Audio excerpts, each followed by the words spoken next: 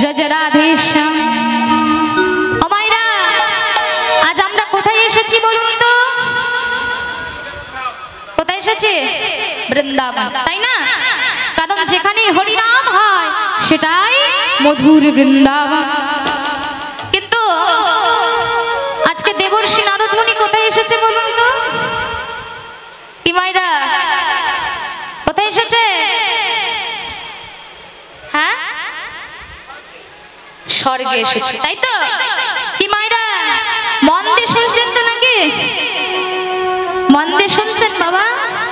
আমি কিন্তু আগেই বলেছি আমি মাঝে মাঝে জিজ্ঞাসা করব। হ্যাঁ, তা দেখুন দেবর্ষি নারদ মুনি এসেছেন কোথায়? স্বর্গে এসেছে। আর স্বর্গে এসে দেবরাজ ইন্দ্রের রাজসভায় এসে বলছে, দেবরাজ ইন্দ্র, দেবরাজ ইন্দ্র।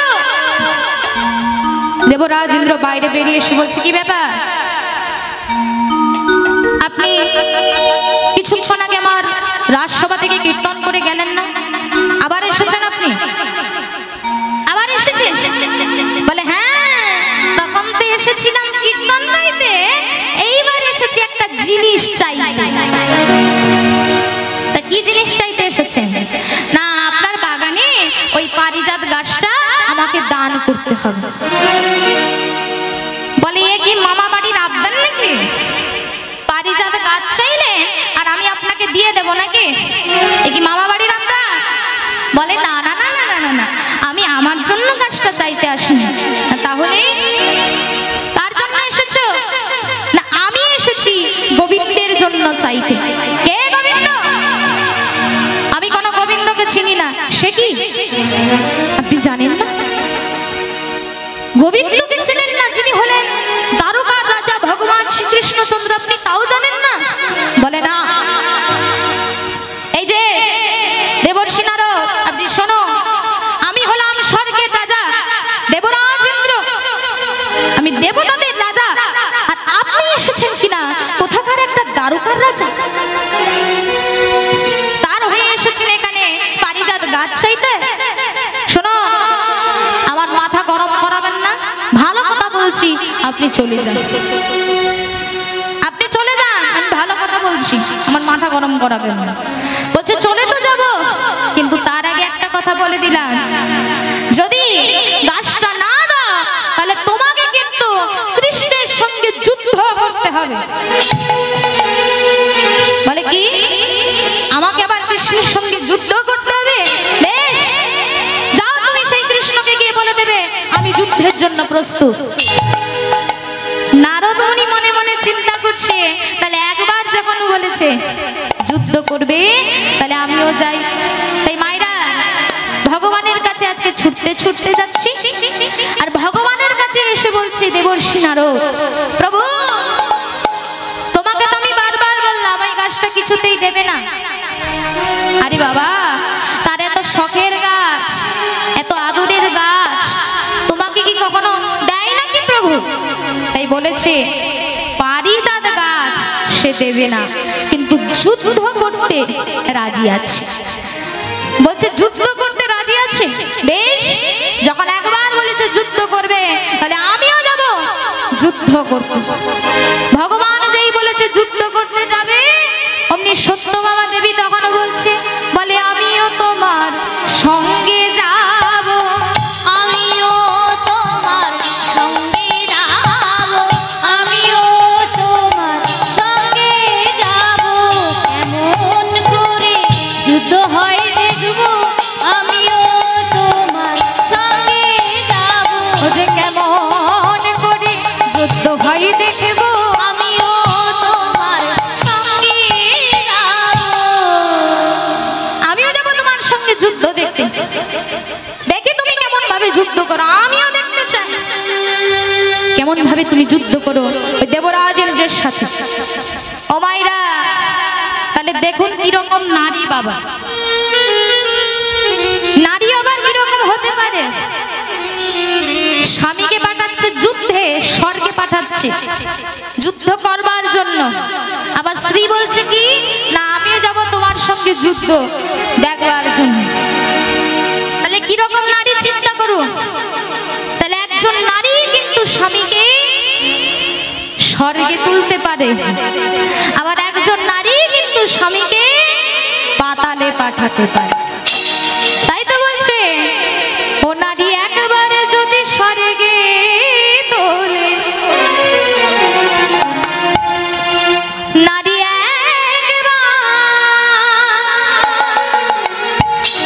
যদি স্বর্গে তোলে,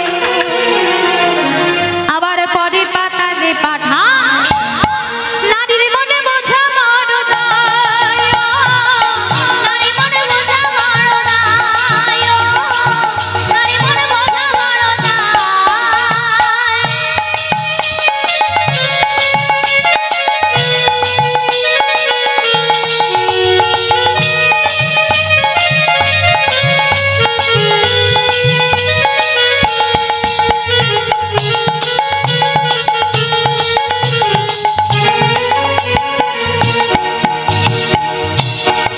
ও নারী একবার যদি স্বর্গে তোলে, নারী একবার যদি স্বর্গে তোলে, আবার পরে পাতালে পাঠায়, নারী মনে বোঝা মরদায়, নারী মনে বোঝা মরদায়, নারী মনে বোঝা মরদায়।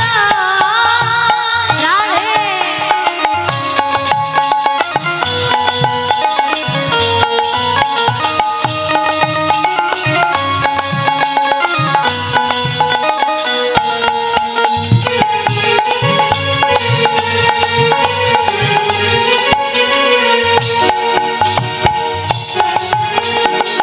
নারী দুর্গা, নারী কালী,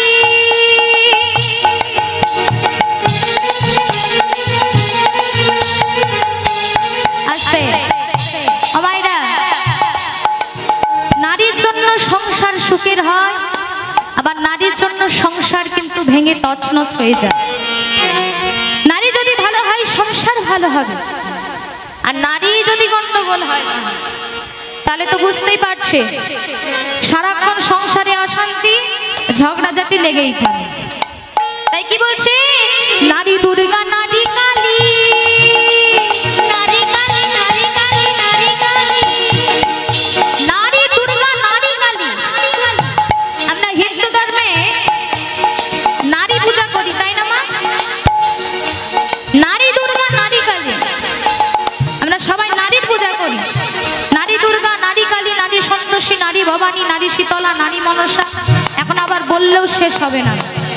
হ্যাঁ, তাই কি বলছি নারী দুর্গা, নারী কালী, নারী শক্তি হয় ভূপালী, আবার নারীর পায়ে দেয় অঞ্জলি কৃষ্ণ গুণধর, নারীর পায়ে দেয় অঞ্জলি কৃষ্ণ গুণধর, নারীর পায়ে দেয় অঞ্জলি কৃষ্ণ গুণধর। নারীর পদতলে, নারীর পদতলে শুয়ে আছে, ও নারীর পদতলে শুয়ে আছে, ও নারীর পদতলে শুয়ে আছে। ও মা, ভগবান রাধারানীর চরণ তিনি মাথায় রেখেছিলেন, রাধারানীর চরণ তিনি মাথায় রেখেছিলেন বাবা। আর একজন স্বামীকে দেখবেন যে সদা সর্বদা নারীর পদতলে শুয়ে থাকে। কে বলুন তো ও মায়েরা, নারীর পদতলে কে শুয়ে থাকে? শিব ঠাকুর শুয়ে থাকে, তাই তো? তাহলে শিব ঠাকুর হচ্ছে বাবা মহাকাল, আর মহাকালের উপর দাঁড়িয়ে আছে কি মহাকাল। তাহলে দেখুন আমরা এখানে দেখছি মা কালী তিনি স্বামীর গায়ের উপর দাঁড়িয়ে আছে, কিন্তু আমরা তো আমাদের স্বামীর গায়ে পা লাগলে আমরা তো প্রণাম করি, কিন্তু এখানে দেখছি মা কালী তিনি স্বামীর গায়ের উপর দাঁড়িয়ে আছে। তাহলে আপনারা হয়তো সবাই মনে মনে চিন্তা করবেন, মা কালী যদি স্বামীর গায়ের উপর দাঁড়িয়ে থাকতে পারে, তাহলে আমরা এই কীর্তনটা শেষ পেলে আমরা একটু বাড়িতে গিয়ে প্র্যাকটিস করে দেখব। সর্বনাশ, তাহলেই কিন্তু গন্ডগোল হয়ে যাবে। আর তারপর যখন দেখবে কেসটা হয়তো আশেপাশে হয়তো কোথাও ঘটে গেছে বাবা, তারপর কিন্তু এসে আমাকে দোষটা দেবেন না, আমি কিন্তু ওসব দোষ টোষ নিতে পারবো না বাবা, আমি কিন্তু ঝামেলায় যেতে পারবো না, আমি কিন্তু আগে থেকেই বলে দিচ্ছি। হ্যাঁ, তাই কি বলছি, নারী দুর্গা নারী কালী,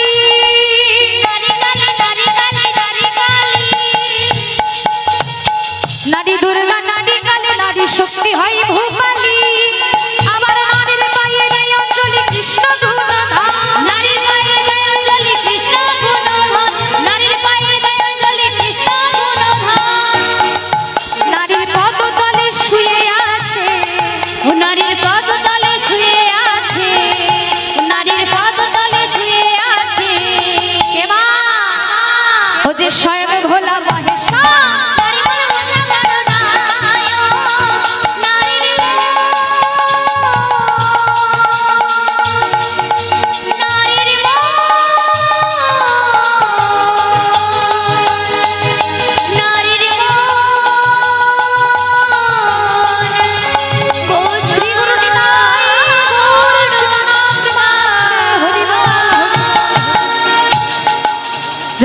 মহেশ্বর, তাহলে দেখো নারী কিরকম হতে পারে। একজন নারী কিন্তু স্বামীকে স্বর্গে তুলতে পারে, আর একজন নারী কিন্তু স্বামীকে পাতালে পাঠাতে পারে। আজকে দেখুন আপনারা মনে মনে চিন্তা করছেন, এটা তো ভগবানের অন্যায়, ভগবান কেন দেবরাজ ইন্দ্রের পারিজাত গাছ কেন নেবে? এটা তো তার গাছ, সে কেন নেবে? বলে বাবা, জগতে কোনোটাই আমার নয়, যা কিছু দেখছেন কোনোটাই আমাদের না। আমার যদি হতো তাহলে আমাদের শরীরটাকেও আমার বলতে পারতাম, কিন্তু এই দেহটাই একদিন রোগে আক্রান্ত হয়ে মৃত্যুর মুখে চলে যায়। আমরা কিন্তু কেউ চাই না আমাদের দেহে রোগ হোক, ব্যাধি হোক, সুগার হোক, জ্বালা হোক, কিন্তু হয়ে যায় বাবা। এর কারণটাই হচ্ছে আমাদের নয়, আমাদের নয় বাবা। আর ভগবান সব সইতে পারে, শুধু দুটো জিনিস সহ্য করতে পারে না, কি বলুন তো? এক হচ্ছে ভক্তের চোখের জল, আর এক হচ্ছে ভক্তের অহংকার। এই দুটো জিনিস ভগবান তিনি সহ্য করতে পারেন না। ভগবান তিনি ভক্তের চোখের জল সহ্য করতে পারে না বাবা। যদি এর প্রমাণ দেখতে হয় চলুন আজকে কুরুক্ষেত্রের যুদ্ধ শেষ হয়ে গেছে, ভীম আর অর্জুন দুজনে আজকে বলা বলি করতে যাচ্ছে, অহংকার করতে করতে যাচ্ছে। বিকেল বেলা অর্জুন বলছে, দাদা আমি যদি এই যুদ্ধে না থাকতাম তাহলে আজকে তোমরা কেউ এই যুদ্ধে জিততে পারতে না। ভীম বলছে, সে কি রে ভাই, কি বলছিস তুই? আমি না থাকলে তোরা কেউ জিততে পারতিস না। ভীম বলছে, আমি না থাকলে তোরা জিততে পারতিস না। অর্জুন বলছে, আমি না থাকলে তোমরা জিততে পারতে। দুজনেই অহংকার করতে করতে যাচ্ছে রাস্তা দিয়ে। হঠাৎ এমন সময় কে জানো বাবা খিলখিল করে হাসছে। ভীম সঙ্গে সঙ্গে বলছে, কে এরকম করে হাসছে? ভাই অর্জুন, দেখো তো কে এরকম করে হাসছে খিলখিল করে। অর্জুন চারিদিকে দেখাচ্ছে, কেউ তো কোথাও নেই। হঠাৎ এমন সময় দেখলো তার মাথার উপর, সঙ্গে সঙ্গে দেখাচ্ছে, দেখো দাদা, ওই দেখো তোমার মাথার ওই যে রাক্ষসের কাটা মুন্ডটা। ভীম দেখছে, সত্যি তো মাথার উপরে তাকিয়ে দেখছে একটা রাক্ষসের কাটা মুন্ড, বড় বড় চোখ, বড় বড় দাঁত, গায়ের রংটা কালো আর বিভৎস চেহারা। ভীম বলছে, তবে রে বেটা, তুই আমাদের দিকে হাসছিস না? দাঁড়া, তোকে এক্ষুনি আমি মেরে তোর মাথাটাকে আমি গুঁড়ো করে দেব। এই বলে ভীম তার গদাটা তুলেছে আর গদাটাকে ঘুরাচ্ছে। ঘুরাতে ঘুরাতে ঘুরাতে ঘুরাতে যেই মারতে যাবে, অমনি অন্তরে জামি শ্রী গোবিন্দ, অন্তরে জামিয়া, অন্তর্যামী শ্রী গোবিন্দ অন্তরে জামিয়া, অন্তরে জামি শ্রী গোবিন্দ অন্তরে জামিয়া। ভীমের সম্মুখেতে দাঁড়ালো আসিয়া, ভীমের সম্মুখেতে দাঁড়ালো আসিয়া, ভীমের সম্মুখেতে দাঁড়ালো আসিয়া। আরে আরে আরে ও ভীম দাদা, আরে এত রেগে গেছো কেন? গদাটা তুলেছো তাকে মারবার জন্য? ভীম বলছে ছাড়ো, ছাড়ো কৃষ্ণ, আমার হাতটা ছেড়ে দাও। ওই দেখো আমার মাথার উপরে রাক্ষসের কাটা মুন্ড, ওই মুন্ডটাকে দেখো আমি কেমন করে মেরে ও আমাদের দিকে তাকিয়ে বেশ হাসছিল। দেখো আমি এক্ষুনি ওর মাথাটাকে মেরে কিরকম করে বুড়ো করে দেব। এ কি দাদা, কি বলছো কি তুমি?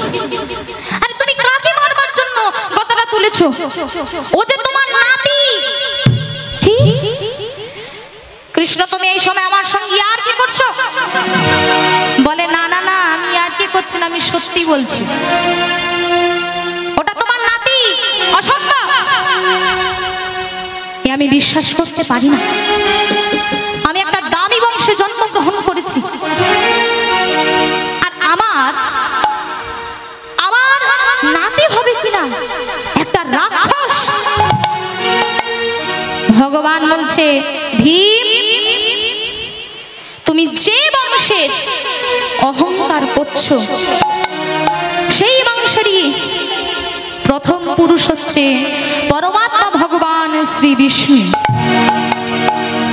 বিষ্ণুর নাভি কমল থেকে সৃষ্টি ব্রহ্মা, ব্রহ্মার পুত্র অত্রি, অত্রির পুত্র সোম, সোমের পুত্র বুধ, বুধের পুত্র পুরুরুবা, পুরুরুবার পুত্র আয়ুষ, আয়ুষের পুত্র নহুষ, নহুষের পুত্র যজাতি, যজাতির পুত্র যদু, যদুর পুত্র কুরু, কুরুর পুত্র জন্মেঞ্জয়, জন্মেঞ্জয়ের পুত্র মনুষ্য, মনুষ্যের পুত্র শুক্র, শুক্রর পুত্র চারুকল, চারুকলের পুত্র বহুরব, বহুরবের পুত্র সংজাতি, সংজাতির পুত্র অসংজাতি, অসংজাতির পুত্র রুদ্রাক্ষ, রুদ্রাক্ষের পুত্র ঋতেশু, ঋতেশুর পুত্র বস্তিনাম, বস্তিনামের পুত্র ঋক, ঋকের পুত্র রাবি, রাবিকের পুত্র অযতায়ু, অযতায়ের পুত্র অক্রধন, অক্রধনের পুত্র সহগণ, সহগণের পুত্র সমাদ্রি, সমাদ্রির পুত্র কুকু, কুকুর পুত্র জন্মু, জন্মুর পুত্র সুরত, সুরতের পুত্র বিদুরক, বিদুরকের পুত্র উপরিপ বসু, উপরিপ বসুর পুত্র জরাসন্ধ, জরাসন্ধের পুত্র ঋক, ঋকের পুত্র রাবি, রাবিকের পুত্র প্রতীপ, প্রতীপের পুত্র দিলীপ, দিলীপের পুত্র শান্তনু, শান্তনুর পুত্র বিচিত্র বীর্য, বিচিত্র বীর্যর পুত্র পাণ্ডু, আর পাণ্ডুর পুত্র তুমি ভীম। তোমার ছেলে হচ্ছে ঘটোৎকচ, আর ঘটোৎকচের ছেলে যার নাম হচ্ছে বর্বরী। হরি বল, হরি বল, হরি বল। তাহলে বলো ভীম, তোমার ছেলে যদি হয় ঘটোৎকচ, তাহলে ঘটোৎকচের ছেলে বর্বরী তোমার নাতি নয়? যেই বলেছে সঙ্গে সঙ্গে হাত থেকে গদাটা খসে পড়ে গেছে। ভীম অবাক হয়ে তাকে বলছে, জিজ্ঞাসা করছে আচ্ছা এই যদি আমার নাতি হয় তাহলে নাতির আমি মাথাটা দেখতে পাচ্ছি, তাহলে পুরো দেহটা গেল কোথায়? দেহটা গেল কোথায়? শুধু তো মুন্ডটা দেখতে পাচ্ছি। বলে এর ইতিহাস জানতে গেলে আবার যেতে হবে একটু আগে, একটু পূর্বের ঘটনা। একদিন তোমার নাতি বর্বরী একটা ভাঙা রথে করে চেপে যাচ্ছিল বাবা ওই কুরুক্ষেত্রের যুদ্ধে, কুরুক্ষেত্রের যুদ্ধে যাচ্ছিল, আর হরিনাম গাইতে গাইতে আমায়রা বর্বরী চলেছে ভগবানের নাম গাইতে গাইতে ভাঙা রথে করে। কেমন করে যাচ্ছে? জপে যাও নামের মালা, জপে যাও নামের মালা সর্বদাই অন্তরে, হরে কৃষ্ণ হরে কৃষ্ণ কৃষ্ণ কৃষ্ণ হরে হরে রাম, হরে রাম, রাম রাম, হরে হরে। জপে যাও নামের মালা, জপে যাও নামের মালা সর্বদাই অন্তরে, হরে কৃষ্ণ হরে কৃষ্ণ কৃষ্ণ কৃষ্ণ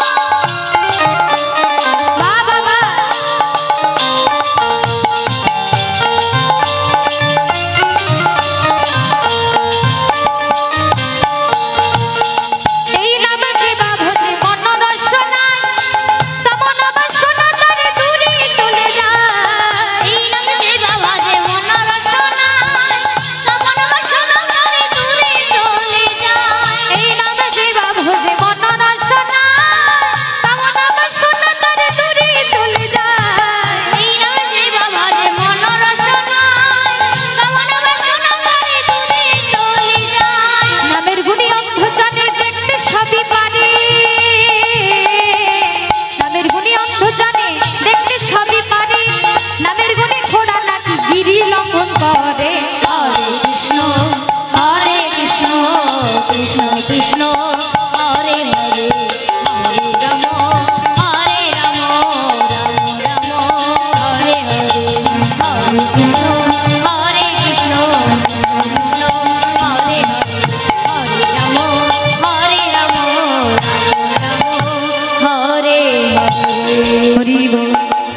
ভগবানের নাম গাইতে গাইতে যাচ্ছি, আর এমন সময় ভগবান দাঁড়িয়েছে। এই যে ছেলে, দাঁড়াও দাঁড়াও দাঁড়াও দাঁড়াও দাঁড়াও দাঁড়াও, তুমি কি নাম তোমার, কে তুমি?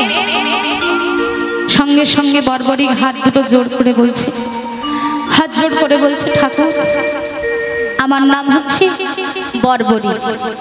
যাচ্ছ কোথায়? আগে ঠাকুর আমি যাচ্ছি কুরুক্ষেত্রের যুদ্ধে। যুদ্ধ দেখতে যাচ্ছ না যুদ্ধ করতে যাচ্ছ? বলছে দুটোই, যুদ্ধ দেখতেও যাচ্ছি আবার যুদ্ধ করতেও যাচ্ছি। আচ্ছা তুমি কি জানো ওখানে দুটো দল আছে, একটা হচ্ছে পঞ্চ পাণ্ডবের দল আর একটা হচ্ছে দুর্যোধনের দল। তা ওখানে তোমার কে আছে? বলছে ওখানে আমার দাদু আছে। কে তোমার দাদু? আমার দাদু ভীম। ও তুমি সেই ভীমের নাতি? আগে হ্যাঁ ঠাকুর। তাহলে নিশ্চয়ই তুমি পঞ্চ পাণ্ডবের দলে যোগদান করবে?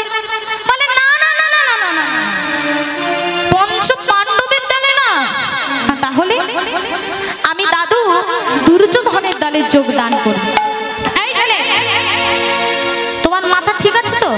হ্যাঁ, তুমি বলছো তোমার দাদু ভীম, তা দাদুর দলে যোগদান না করে তুমি দাদুর শত্রু দুর্যোধনের দলে যোগদান করবে, ব্যাপারটা কি? বর্বরিক তখন বলে, ওগো দয়াময়, যেদিন আমার মা এই পৃথিবী ছেড়ে চলে যায় সেদিন আমার মা আমার হাত দুটো ধরে বলেছিল, রে বাবা বর্বরী, যদি কোনোদিন তুই যুদ্ধ করিস তাহলে যে পক্ষটা দুর্বল পক্ষ সেই দুর্বল পক্ষে তুই যোগদান করিস। তাই আমার মা আমাকে দুর্বল পক্ষে যোগদান করতে বলেছে। তাই ঠাকুর আজ আমি পঞ্চ পাণ্ডবের দলে নয়, আজ আমি দুর্যোধনের দলে যোগদান করব। এই ছেলে, তোমার মনে হয় ভালো করে লেখাপড়াও শেখানি।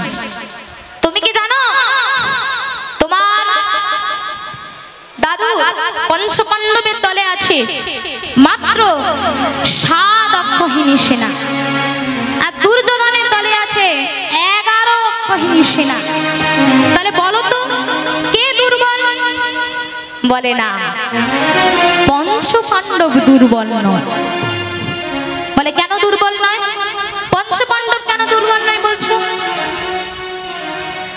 তোমার দাদুর ভীমের জন্য বলছো না তোমার দাদু অর্জুনের জন্য বলছো? কার জন্য তুমি দুর্বল নয় বলছো? বলে না না না, আমি দাদু ভীমের জন্য বলছি না, আর আমি দাদু অর্জুনের জন্য বলছি না। তাহলে না প্রভু, যে পক্ষে তুমি থাকো বলি তারা কি দুর্বল হতে পারে? তারা কি দুর্বল হতে পারে? তারা কি দুর্বল হতে পারে? ও যে পক্ষে গোবিন্দ বিরাজ করে, তারা কি দুর্বল হতে পারে? যে পক্ষে গোবিন্দ বিরাজ করে, তারা কি দুর্বল হতে পারে? বলো বলো দয়ামা, যে পক্ষে তুমি থাকো তারা কোনোদিনও দুর্বল হয় না। একটা 13 বছরের বাচ্চা ছেলে কত বড় কথা বলছেন দেখুন। যে পক্ষে তুমি থাকো ঠাকুর তারা কোনোদিনও দুর্বল হয় না, আমি সেটা জানি। ভগবান মনে মনে ভাবছে, ও বাবা ছেলেটার তো সবই জ্ঞান আছে দেখছি।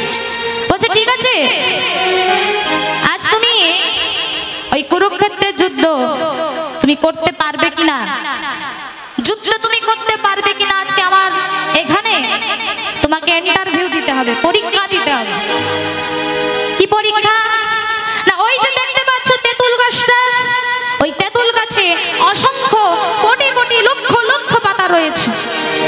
একটা বাণ মেরে ওই তেঁতুল গাছের সমস্ত পাতাগুলোকে ছিদ্র করতে হয়। বলে ঠাকুর আমি পারবো। বেশ, তাহলে করে দেখাও। আজকে বর্বরিক হাতে একটা বান নিয়ে চোখ বন্ধ করে ভগবানেরই চরণ চিন্তা করছেন বাবা। দেখুন, যেই ভগবান দেখছে বর্বরিক চোখ বন্ধ করে আছে, সঙ্গে সঙ্গে ভগবান ছুটে গিয়ে দুটো পাতা তুলে এনে একটা রাখলো হাতে আর একটা পায়ের তলায় রেখে দিয়ে চুপ করে দাঁড়িয়ে আছে।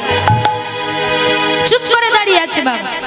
বর্বরিক চোখটা খুলে ওই তেঁতুল গাছটাকে লক্ষ্য করে একটা বান ছুড়ে দিল। যেই বানটা ছুড়ে দিয়েছে, সঙ্গে সঙ্গে তেঁতুল গাছে যত পাতা ছিল সব পাতাগুলো ছিদ্র হয়ে গেছে।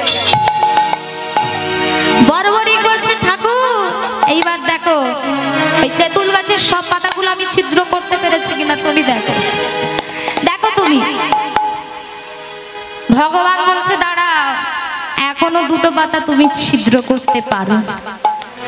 কি কোথায়? বলছে এই দেখো, এই দেখো। তুমি বর্বরিক হাসছে, কি বলছো কি ঠাকুর? তুমি তোমার হাতের পাতাটা নিজের কাছে নিয়ে এসে দেখো। যেই প্রভু, যেই দেখছে প্রভু হাতের কাছে নিয়ে এসেছে, ভগবান দেখছে হাতের পাতাটাও ছিঁড়ে গেছে। বলছে, দাঁড়াও, এখন একটা পাতা বাকি আছে। যেই চরণটা সরিয়েছে দেখছে চরণের পাতাটাও ছিঁড়ে গেছে। ভগবানের মাথা ঘুরে গেছে। আমি যাকে চরণের তলায় ঠাঁই দিলাম তাকে যদি বিনাশ করে দেয়, তাহলে আমি তো পঞ্চপাণ্ডবকে আমার চরণের তলায় রেখেছি। তাহলে এ যদি দুর্যোধনের দলে যায়, তাহলে আমি তো পঞ্চপাণ্ডবকে বাঁচাতে পারবো না। তাহলে এবার তাহলে তুমি আমার সঙ্গে যুদ্ধ করো। আর বর্বরিক কিন্তু এটাই চেয়েছিলেন বাবা, তিনি এটাই চেয়েছিলেন। তাই আর ভগবান কি করলেন? সেই সুদর্শন চক্রটা তিনি ছেড়ে দিলেন। ওই সুদর্শন চক্রটা ঘুরতে ঘুরতে ঘুরতে ঘুরতে এসে বর্বরিকের মাথা থেকে দেহটা আলাদা করে দিল। ওই কাটা মুন্ডটা আজকে ধীরে ধীরে পড়ে যাচ্ছে বাবা। আর ওই কাটা মুন্ড থেকে বলছে, কৃষ্ণ জগন্নাথ, কৃষ্ণ জগন্নাথ, কৃষ্ণ জগন্নাথ, কৃষ্ণ জগন্নাথ, কৃষ্ণ জগন্নাথ, কৃষ্ণ জগন্নাথ, কৃষ্ণ জগন্নাথ, কৃষ্ণ জগন্নাথ, কৃষ্ণ জগন্নাথ, কৃষ্ণ জগন্নাথ, কৃষ্ণ জগন্নাথ, হে কৃষ্ণ করুণা সিন্ধু,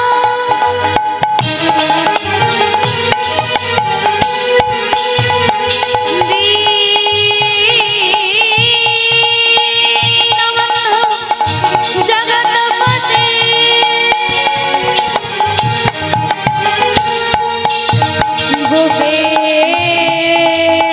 গোপেশ গোপিকা রাধা কান্ত নমস্তুতে।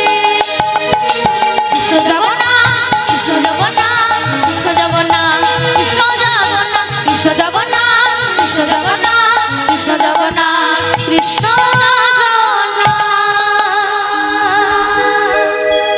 বর্বরিকের কাটা মুন্ডটা কৃষ্ণ জগন্নাথ, কৃষ্ণ জগন্নাথ বলতে বলতে ভগবানের চরণের কাছে এসে পড়েছে। ভগবান আজকে ছুটে গিয়ে বর্বরিকের কাটা মুন্ডটা মাটি থেকে তুলে ধরে বুকের মধ্যে জড়িয়ে ধরে বলছে, বর্বরিক, বর্বরিক, তুমি আমাকে ক্ষমা করো বর্বরিক,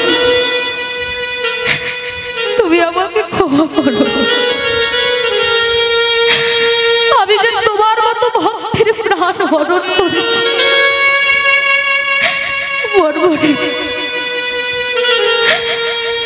পরিত্রাণায় সাধুনাং বিনাশায় চ দুষ্কৃতম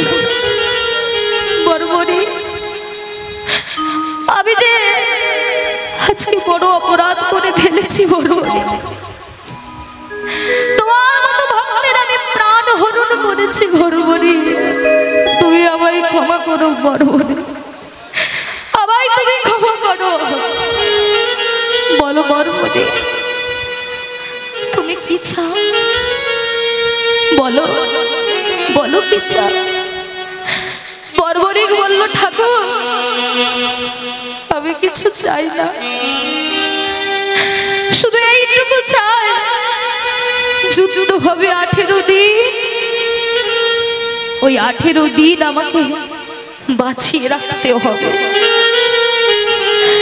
আমি যুদ্ধ দেখব কিন্তু আমাকে যেন কেউ না দেখে।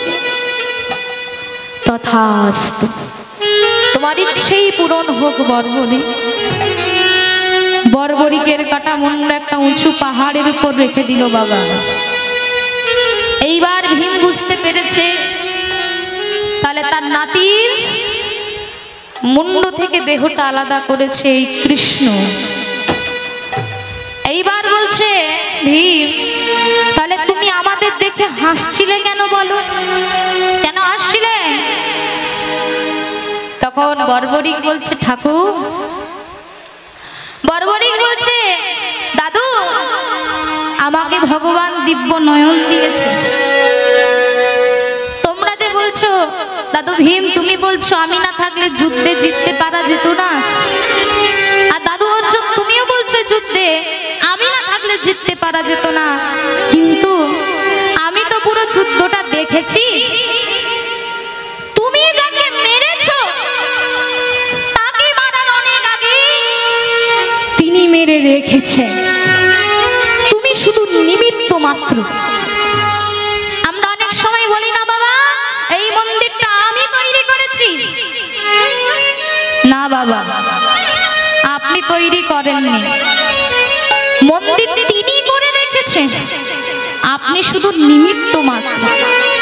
আর নিমিত্ত হয়ে তুমি অহংকার করছো তাই তোমার হাসি পাচ্ছে। যেই বলেছে ভীম আর অর্জুনের মাথাটা একেবারে নিচু হয়ে গেছে বাবা। তাই ভগবান সব সইতে পারে বাবা, শুধু ভক্তের চোখের জল আর অহংকার তিনি সহ্য করতে পারেন না। আজকে সেই বর্বরিকের কাটা মুন্ডটা কুরুক্ষেত্রের মাঠে তিনি সমাধিস্থ করে দিলেন। আজকে আসুন ও ভাইরা, যেই বলেছে যুদ্ধ করতে যাবে সত্যভামা দেবী বলছে আমিও যাব তোমার সঙ্গে যুদ্ধ দেখতে, দেখি তুমি কেমন ভাবে যুদ্ধে পারো, যুদ্ধ করতে পারো। বলছে বেশ চলো তাহলে। ভগবানের সঙ্গে চলেছে মা সত্যভামা দেবী, আর ইন্দ্রর সঙ্গে যাচ্ছে কে, তার স্ত্রী ইন্দ্রাণ। দুজনেই আজকে দাঁড়িয়েছে শূন্য মার্গে। শূন্য মার্গে দাঁড়িয়ে ভগবান বলছে দেবরাজ ইন্দ্র আমি তোমাকে বারবার বলছি ওই পারিজাত গাছটা তুমি আমাকে দেবে কিনা, বলো বলো তুমি আমাকে দেবে কিনা। অসম্ভব, ওই পারিজাত গাছ আমি কোনো মতেই তোমাকে দেব না। তাহলে এবার তুমি আমার সঙ্গে যুদ্ধ করো। ভগবান একটা একটা করে তীর ছুড়ে দিচ্ছে, একটা একটা করে তীর ছুড়ে দিচ্ছে বাবা। সেই তীরগুলো দেবরাজ ইন্দ্র সামলাতে পারছে না। এবার দেবরাজ ইন্দ্র যখন একটা একটা করে তীর ছুটছে, সব তীরগুলো এসে ভগবানের চরণের কাছে এসে পড়ছে। ইন্দ্রাণী কানে কানে এসে বলছে শোনো, এই ছোটখাটো তীর ধনুক নিয়ে খেলা হবে না, তুমি এক কাজ করো ওই ব্রহ্মবাণটা তুমি ছেড়ে দাও, ওই ব্রহ্মবাণটা তুমি ছেড়ে দাও, ওই ব্রহ্মবাণ সামলাতে পারবে না কৃষ্ণ। কিন্তু মায়েরা দেবরাজ ইন্দ্র এটাই বুঝলো না, এটাই জানি না যে ব্রহ্মবাণটা আসলে কি। কে ব্রহ্ম? অখণ্ড মণ্ডলাকারং ব্যক্তং জন চরাচরং তৎপদং দর্শিতং যেন তস্मै শ্রী গুরবে নমঃ। তিনি হলেন পরম ব্রহ্ম, আর তিনি ব্রহ্ম। দেবরাজ ইন্দ্র অহংকারে মত্ত হয়ে আছে। তাই ওই সুদর্শন বাণ বাবা হরিবল ওই ব্রহ্মবাণটা ছেড়ে দিল। আর ওই ব্রহ্মবাণটা ঘুরতে ঘুরতে ঘুরতে এসে ভগবানের চরণের কাছে এসে ব্রহ্মবাণটা শরণাগত হয়েছে। ব্রহ্মবাণটা আজকে ভগবানের চরণের কাছে এসে শরণাগত হয়েছে। আহা, চরণ ধরিতে দিও গো আমারে, নিও না নিও না সরায়ে, জীবন মরণ সুখ দুঃখ দিয়ে বুকে ধরি গো জড়ায়ে, চরণ ধরিতে দিও আমারে, নিও না নিও না সরায়ে। ব্রহ্মবাণ এসে ভগবানের চরণের কাছে শরণাগত হয়েছে। এইবার বুঝতে পেরেছে দেবরাজ ইন্দ্র, তাহলে ব্রহ্মবাণ যা চরণের তলায়, তিনি কে না, তিনি আর কেউ নন, তিনি হলেন পরম ব্রহ্ম ভগবান শ্রী বিষ্ণু। সঙ্গে সঙ্গে হাতির পিঠ থেকে নেমে মাটিতে হাঁটু গেড়ে বসে গলার মালাটা খুলে দিয়ে, মাথার মুকুটটা খুলে দিয়ে বাবা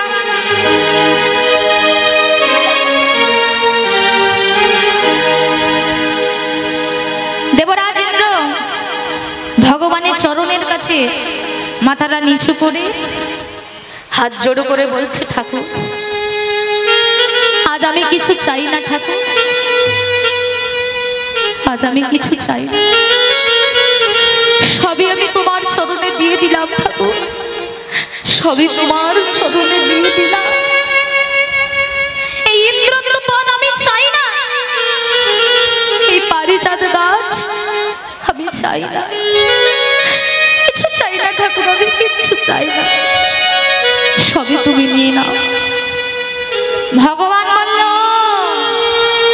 তাহলে তখন যখন বারবার বলছিলাম দিয়ে দাও দিয়ে দাও দিয়ে দাও, তাহলে তখন কেন দিলে না? আর এখন বলছো আমি সব কিছু দিয়ে দিলাম, তাহলে তখন কেন দিলে না?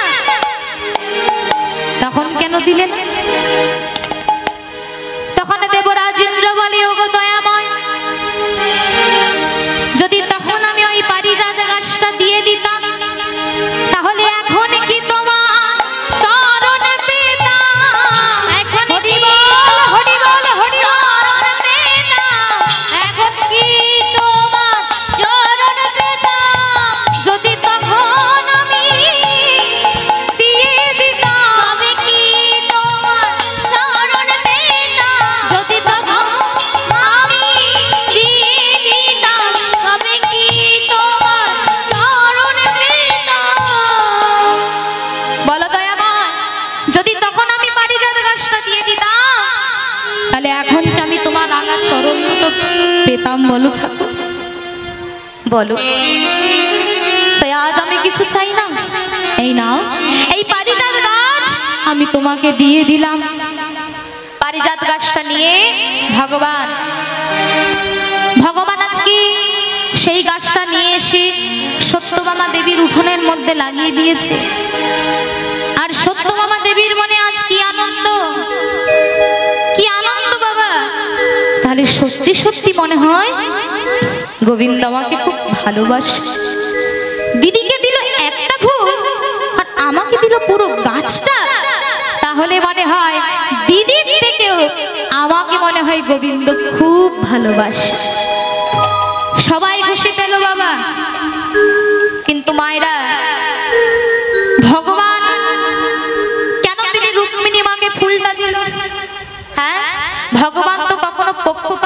না মা, তাই না? ভগবান তো সত্যভামা দেবীকেও দিতে পারত, রুক্মিণী মাকে, হরি বল, চিত্রাকেও দিতে পারত, জাম্বুবতীকেও দিতে পারত, তাহলে কেন শুধু রুক্মিণী মাকে দিল? ভগবান কিন্তু কোনোদিন পক্ষপাত করেন না। কিন্তু আমরা আমাদের জগতে আমরা বিভিন্ন শ্রেণীর মানুষ, বিভিন্ন পদের মানুষ আমরা দেখে থাকি, তারা কিন্তু তাদের দলের লোককেই ভালোবাসে, অপর সম্প্রদায়ের অপর দলের লোককে না ভালোবাসতে পারে বাবা। কিন্তু ভগবানের ক্ষেত্রে সেটা সত্য নয়। ভগবান বলেছেন, যারা আমাকে চায় আমি তাকে চাই, আর যারা আমাকে না চায় আমি তাকে না চাই। তাহলে দেখো আজকে অমাইরা দেবর্ষি নারদ বলছে, ও যারা তোমাকে চাই তুমি যদি তাকে চাও তাহলে সত্যি করে বলো তো গোবিন্দ, মনে আছে তোমা ওই কুরুক্ষেত্র যুদ্ধ শুরু হওয়ার আগে অর্জুন কিন্তু তোমাকে বলেছিল, কৃষ্ণ তুমি আমার পক্ষে থাকবে। আবার দুর্যোধন কিন্তু বলেছিল, কৃষ্ণ তুমি আমার পক্ষে থাকবে। তাহলে বলো তো গোবিন্দ, তুমি তখন কার পক্ষে গিয়েছিলে? ভগবান তখন কি করেছিলেন না? ভগবান কি করে সমস্যার সমাধান করবে? তখন বলছে, শোনো শোনো শোনো তোমরা দুজন, আগামীকাল ভোরবেলায় ঘুম থেকে উঠে আমি যার আগে মুখ দেখব আমি তার পক্ষে যাব। সেটা দুর্যোধন হতে পারে, আবার অর্জুন হতে পারে। কথাটা দুজনেই শুনলো মা, দুজনেই বাড়িতে এলো। দুর্যোধন বাড়িতে এসে মনে মনে চিন্তা করছে, তাহলে যে আগে কৃষ্ণর কাছে যেতে পারবে তাহলে সেই আগে কৃষ্ণকে পাবে। তাহলে মায়েরা ভগবান কি বলেছিল, আমি আগে যার মুখ দেখব। আর দুর্যোধন ভেবেছে কি, যে আগে কৃষ্ণর কাছে যেতে পারে। তাহলে কি হলো, তার ভাবাটা অন্য হলো। দুর্যোধন মনে মনে চিন্তা করছে, তাহলে যে আগে কৃষ্ণের কাছে যেতে পারবে তাহলে সেই কৃষ্ণকে পাবে। দুর্যোধন কি করলো, সারা রাত্রি ঘুমোলেন না মা, সারা রাত্রি জেগে বসে আছে। কখন ভোর 3:30 বাজে, আর এইদিকে অর্জুন দেশে ঘুমিয়ে পড়েছে। যেই দেখেছে ঘড়িতে 3:30 বাজে, সঙ্গে সঙ্গে দামি পোশাক পরেছে দুর্যোধন, দামি জুতো পরেছে, ভালো ভালো গয়না পরেছে, মাথায় তেল দিয়েছে, চিরুনি দিয়ে আঁচড়েছে, ভালোভাবে সেজে। আর ভগবান যেখানে শুয়ে আছে মন্দিরে, ওই মন্দিরের বাইরে জুতো দুটো খুলে যেই মন্দিরের ভেতরে প্রবেশ করেছে, চিৎকার করে উঠেছে,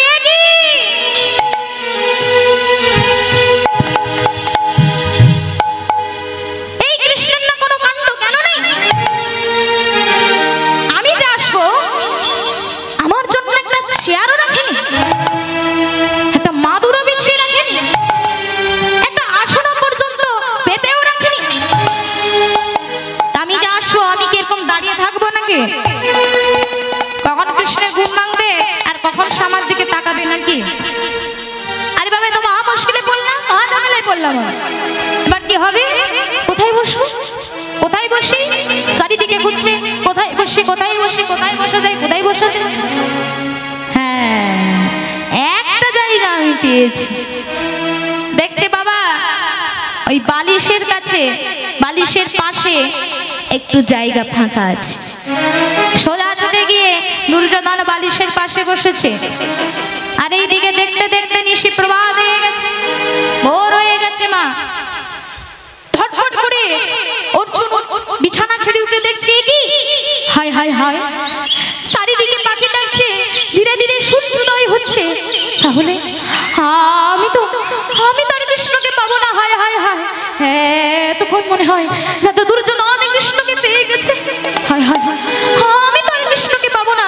সঙ্গে সঙ্গে বিছানা ছেড়ে উঠে অর্জুন ভালো জামা কাপড়ও পরতে ভুলে গেছে, জুতো পরতে ভুলে গেছে বাবা। কোন রকম একটা ধুতি পরে ছুটতে ছুটতে যাচ্ছে। আর ছুটতে ছুটতে যাচ্ছে, আর যেই মন্দিরের কাছে এসেছে, মন্দিরের কাছে দুর্যোধনের দুটো জুতো দেখে থমকে দাঁড়িয়ে গেছে। কি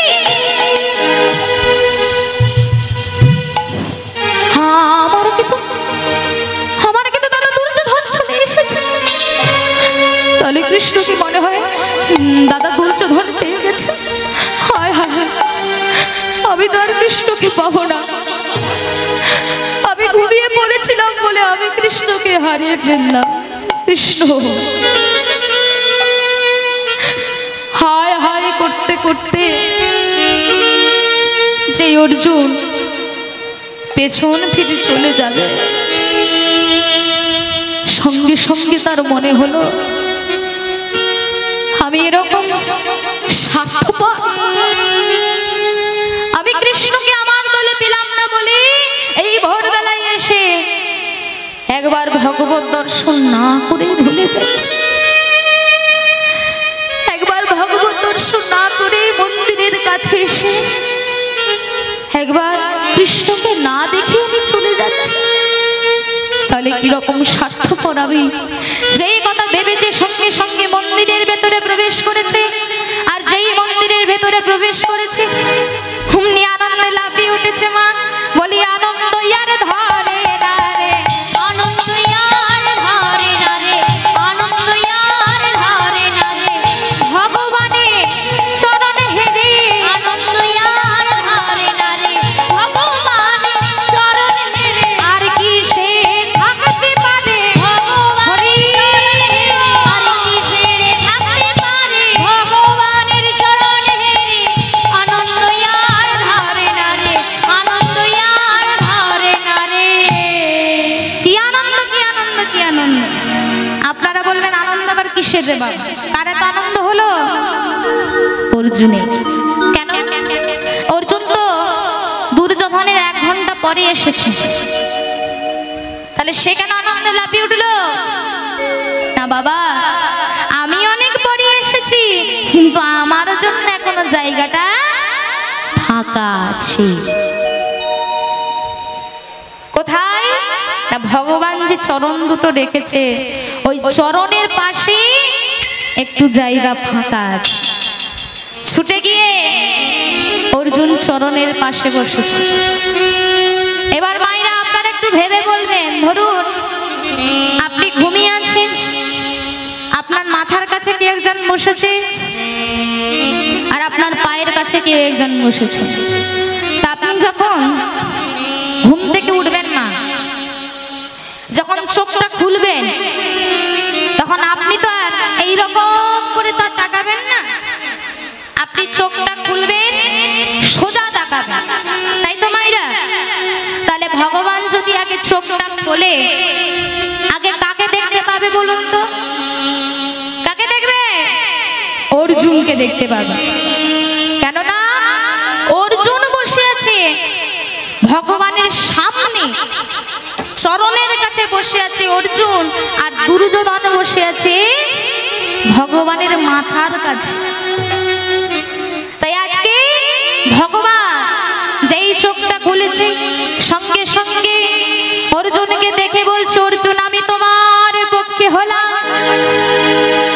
যেই বলেছে আমি তোমার পক্ষে হলাম, পেছন থেকে দুর্যোধন চিৎকার করে উঠে যায়, আমি এখানে ভোর 3:30 থেকে বসে আছি, আমি তোমাকে পেলাম না, আর ওই বেটা অর্জুন আমার পরে এসে ও তোমাকে পেয়ে গেল। বলি ব্যাপারটা কি? কি ব্যাপার? ও কেন পাবে? আমি তো এসেছি, আমার সঙ্গে পাওয়ার কথা। ভগবান বলছে, দুর্যোধন আমি তাকেই বলেছি তোমাকে, আমি আগে যার মুখ দেখতে পাবো, তাহলে তো আমি তোমার মুখ দেখিনি, কারণ তুমি বসেছো আমার মাথার কাছে আর অর্জুন বসেছে আমার পায়ের কাছে।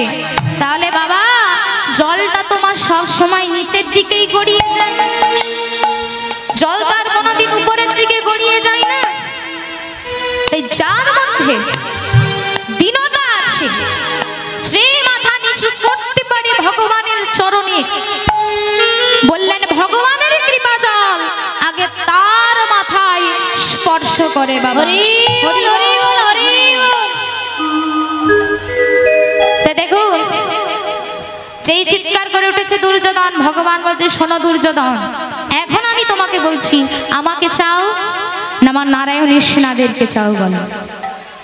দুর্যোধন বলছে আমার তোমাকে লাগবে না, তোমার সেনাদেরকে দিলে আমি অনেক খুশি হব।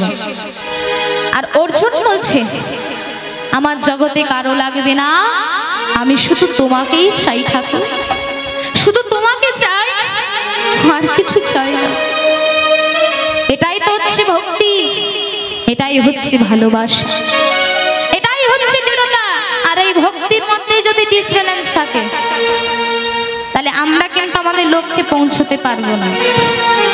তাই লক্ষ্যে যদি পৌঁছতে হয় আগে লক্ষ্যটাকে আমাদেরকে স্থির রাখতে হবে, তবে গিয়ে কিন্তু আজকে অর্জুন ভগবানকে পেয়েছে বাবা। তা শোনা কি ও মাইরা, এইদিকে সেই গাছটা সত্যভামা দেবী প্রতিদিন গাছটায় ফুল ফোটে, প্রতিদিন ফুলগুলো নিয়ে এসে খোপার মধ্যে লাগায়, সাজে, কিন্তু সবাই আনন্দ পেল, একজন আনন্দ পেল না। কে কে আনন্দ পেল না? দেবর্ষি নারদ। আপনারা বলবেন কেন দেবর্ষি নারদ তো ঝগড়াটা লাগালো, তাহলে দেবর্ষি নারদের মনে কেন আনন্দ হলো না? দেবর্ষি নারদ মুনি আজকে সত্যভামা দেবীকে বলছে, মা আজকে তোমার মনের মধ্যে অহংকার সৃষ্টি হলো, তুমি তোমার স্বামীকে যুদ্ধে পাঠিয়ে দিলে, এমনকি নিজেও গেলে তার সঙ্গে যুদ্ধে। বেশ বেশ, তবে এর ফল তোমাকে 7 দিনের মধ্যে পেতে হবে। আজকে দেবর্ষি নারদ 7 দিন পরে এসেছে সত্যভামা দেবীর কাছে।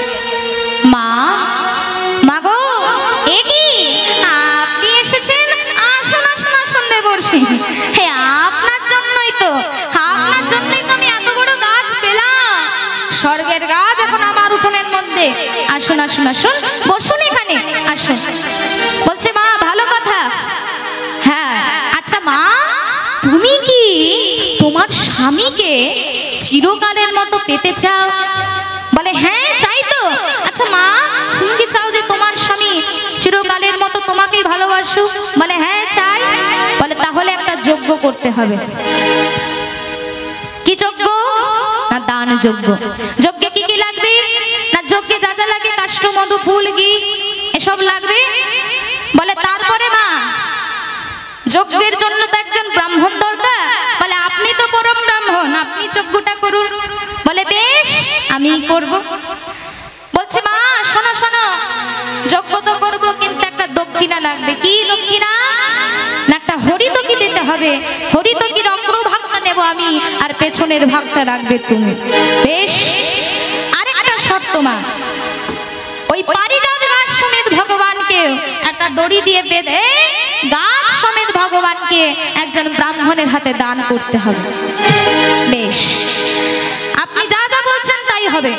তাই বিশাল বড় যজ্ঞের আয়োজন করলো। যজ্ঞ করতে বসেছে নারদ মুনি, যজ্ঞ করছি, যজ্ঞটা শেষ পেয়েছি।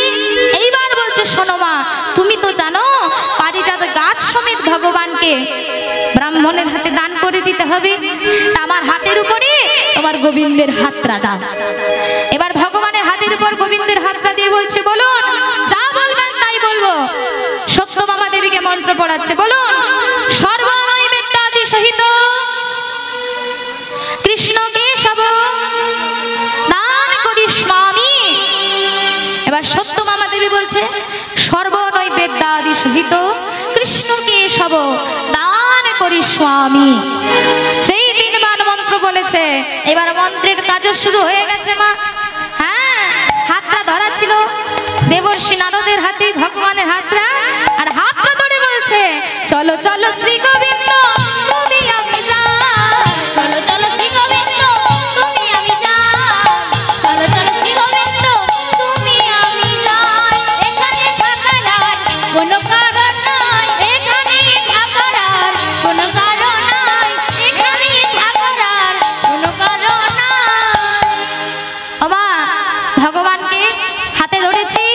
হাতে ধরে নিয়ে যাচ্ছে।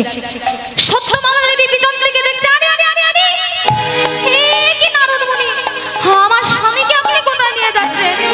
আমি আমার স্বামীর জন্য এত বড় যজ্ঞ করলাম, এত হাজার হাজার টাকা খরচ করলাম, শেষে কিনা আমার স্বামীকে আপনি নিয়ে যাচ্ছেন? বলে মা, শুধু যজ্ঞ করলে হবে না, যজ্ঞের মানেও জানতে হবে।